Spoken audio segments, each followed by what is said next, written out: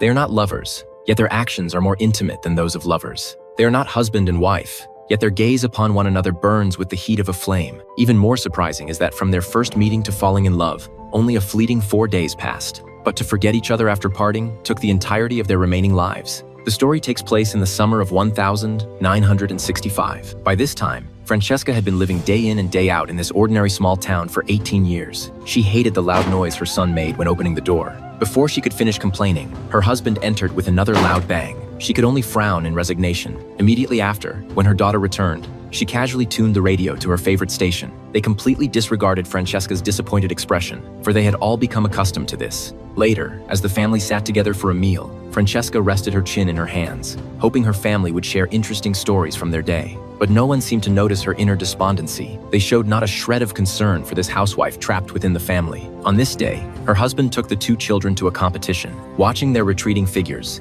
Francesca felt the breeze on her face. She would now have 4 days of leisure time. Francesca picked up an iced drink to while away the sultry summer day.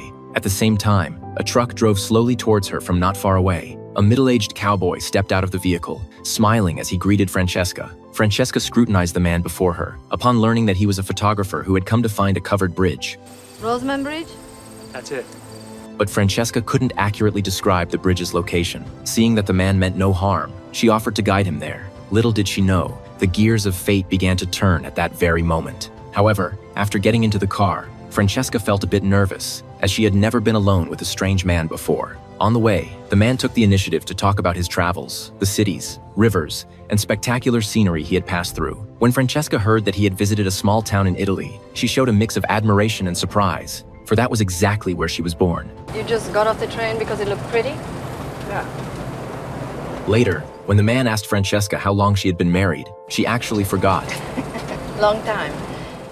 Francesca only remembered that she had lived in this town for nearly 20 years, and the biggest change in her life had simply been following her husband to marry in America. Soon after arriving at the covered bridge, the man skillfully set up his camera, while Francesca silently watched him from the bridge. But the man turned his head and spotted her. Always this hot around here?